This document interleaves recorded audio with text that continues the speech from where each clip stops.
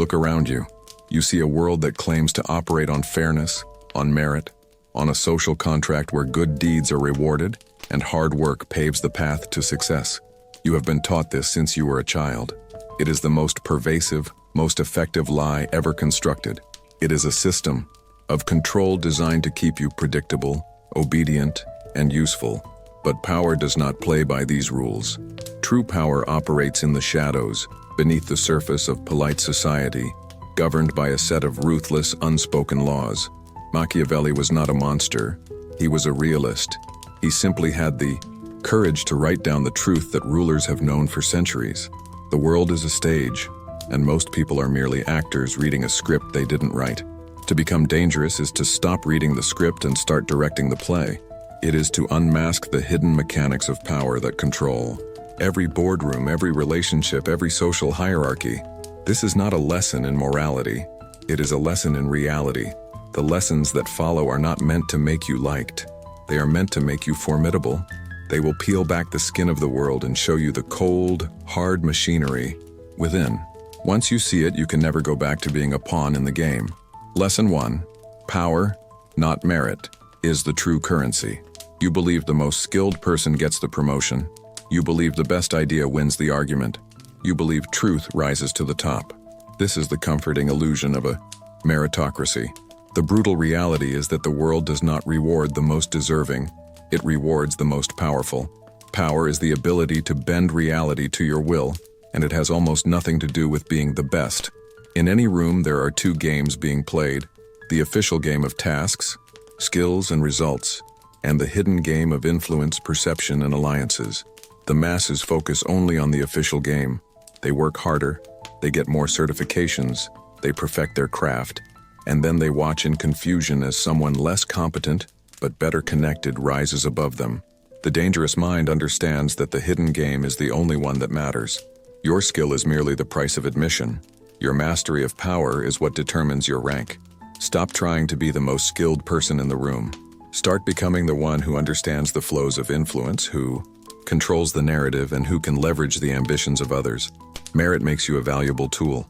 Power makes you the hand that wields it. Lesson 2. Kindness is a strategic weapon, not a virtue. You have been taught that kindness is a universal good. To be kind is to be moral.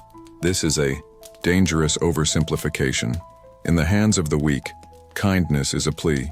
Please like me. Please don't hurt me. Please see my value. It is a currency they spend in the desperate hope of receiving approval and safety in return. It is a gesture born from fear. The dangerous mind sees kindness for what it is: a tool of leverage, to be deployed with surgical precision. Strategic kindness is not given freely. It is invested. You show mercy when it creates a debt. You offer help when it positions you as indispensable. You give praise when it lowers someone's defenses. This is not the warmth of a friend. It is the calculated move of a strategist. The masses are kind to everyone, and so their kindness becomes worthless, expected, and easily forgotten. The powerful are selectively kind. Because their kindness is rare, it is potent. It disarms rivals, creates loyal followers, and provides a perfect mask for a cold, calculating mind. Stop being kind out of habit or fear. Start using kindness as a weapon. Grant it when it serves your long-term strategy, and withhold it when it doesn't. The person who is only ever kind is a fool. The person who can be kind or ruthless as the situation demands is a king. You have unmasked the illusions of merit and kindness. You now understand that the world operates on a hidden currency of power. But to wield that power, you must first forge a mind capable of seeing what others miss. The dangerous mind is not necessarily more intelligent. It is differently wired. It is an arsenal of psychological weapons. The next lessons are about building that arsenal. Lesson 3. Master the economy of information. Information is leverage. The person with the most accurate information and the least exposed position holds all the cards. The masses treat information casually. They overshare their opinions, their plans, their weaknesses, all in a desperate bid for connection and validation. They broadcast their entire strategic position for free. The dangerous mind operates under a principle of extreme informational asymmetry.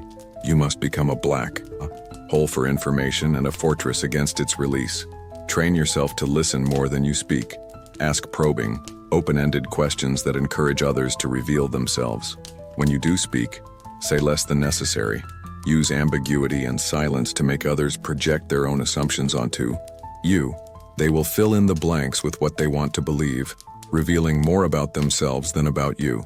Never reveal your true intentions until the moment of execution. Let them think you are pursuing one goal while you are actually positioning yourself for another. In a world of noise, the one who controls the flow of information controls the outcome. Lesson 4. Perception is the battlefield.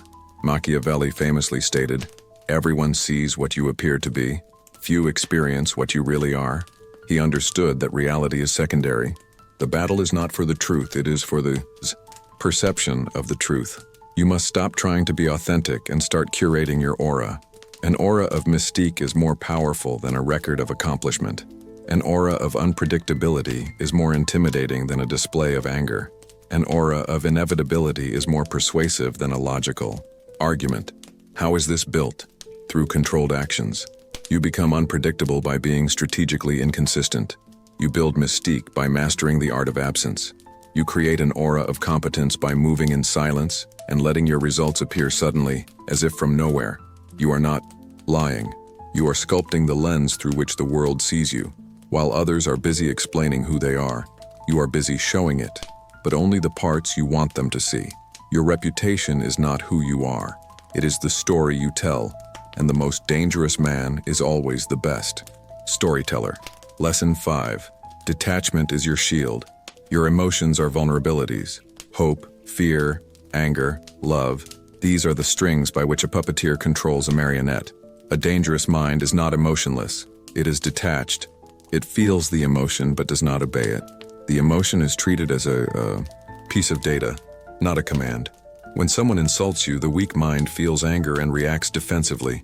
The dangerous mind feels the anger, analyzes its source, an attempt to provoke a reaction, and chooses a calculated response, often a cold, unnerving silence.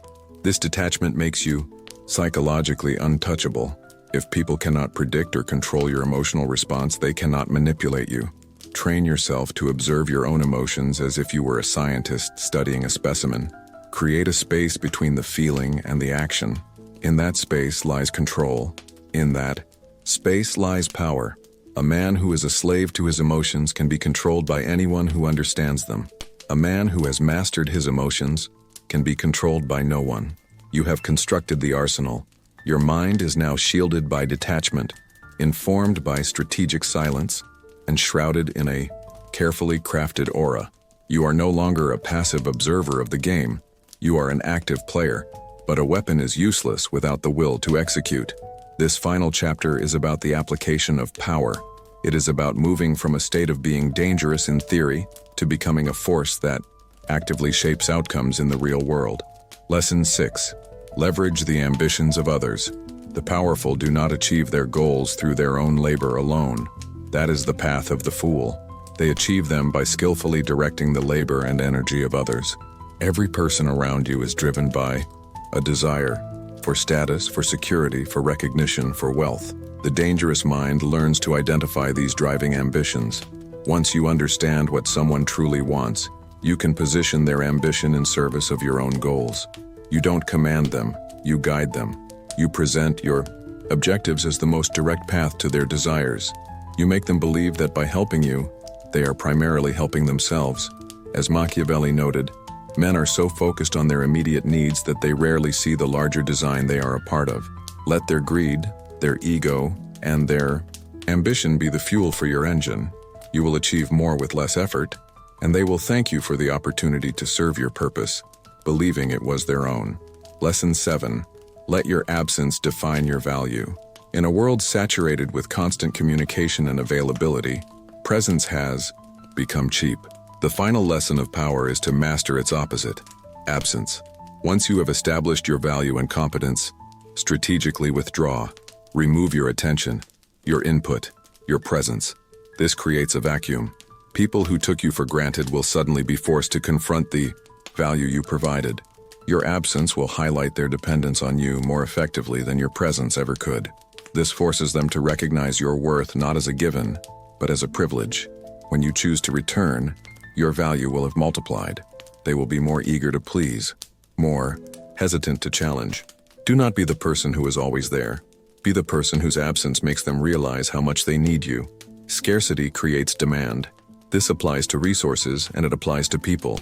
Make yourself scarce and you will become priceless. You have been given the keys. You have seen behind the mask. The world is not a fair and just place.